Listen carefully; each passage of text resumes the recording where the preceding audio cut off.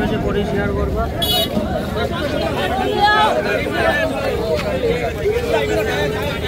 আজি পুৱাই মেহেৰপুৰ অঞ্চলত এটা দুৰ্ঘটনা হৈছে ইয়াতে এখন স্কৰ্পিঅ গাড়ীয়ে এজন ব্যক্তিক খুন্দা লগাৰ পৰা ব্যক্তিজনৰ মৃত্যু হৈছে গতিকে স্থানীয় লোকসকল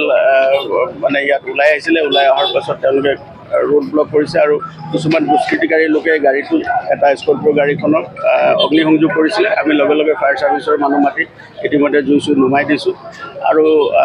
সকলো লোকৰ লগত আলোচনা কৰি আমি ইতিমধ্যে ৰাস্তাটো মুকলি কৰি দিছো আৰু ভিকটিম যিজন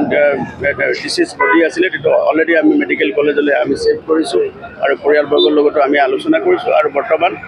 ৰাস্তাটো সম্পূৰ্ণৰূপে খুলি দিছো আৰু ফায়াৰ সাৰ্ভিসৰ দ্বাৰা অঞ্চলটো আমি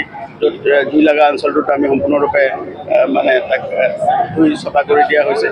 আৰু বাকী যি অনুসন্ধান কাৰ্য আছে আমাৰ চলি আছে আৰু যাতে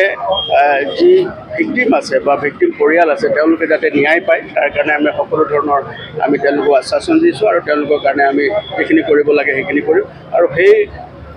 আইনগতভাৱে যিখিনি কৰিব লাগে সেইখিনি আমি অলৰেডি প্ৰচেছ কৰিছোঁ আৰু কোন দুষ্কৃতিকাৰীয়ে যিখন চৰকাৰী এখন বাহনত তেওঁলোকে অগ্নিসংযোগ কৰিছে যিটো আমি গম পাইছোঁ গতিকে সেইটোৰ বিৰুদ্ধেও আমি বিহিত ব্যৱস্থা ল'বলৈ তৎপৰ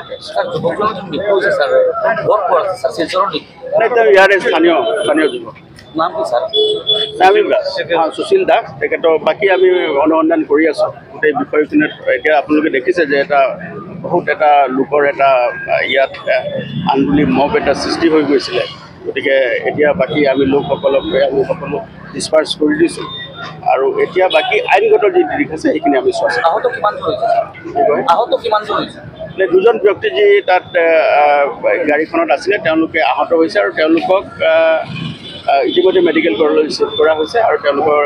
ট্ৰিটমেণ্ট চলি আছে আৰু তেওঁলোকে আমি গম পোৱা মতে তেওঁলোকে আউট অফ ডেঞ্জাৰ তেনেকুৱা কোনো হোৱা নাই কিন্তু তেওঁলোকে পাব্লিকৰ লগত বেয়া ধৰণে আচৰণ কৰাৰ কাৰণে পাব্লিকৰ লগত তেওঁলোকৰ এটা সংঘাত হৈছিলে গতিকে বাকীখিনি আমি গোটেই বিষয়টো অনুসন্ধান কৰি আছোঁ গতিকে আমি এতিয়া সম্পূৰ্ণ এতিয়া চালুকীয়া অৱস্থাত আছে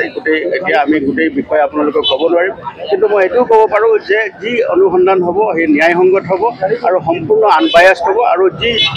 যি দোষী আছে তেওঁলোকৰ বিৰুদ্ধে আমি কঠোৰতম আইনগত আপুনি বিচৰা বাতৰি পাব কেৱল নিউজ 18 এপত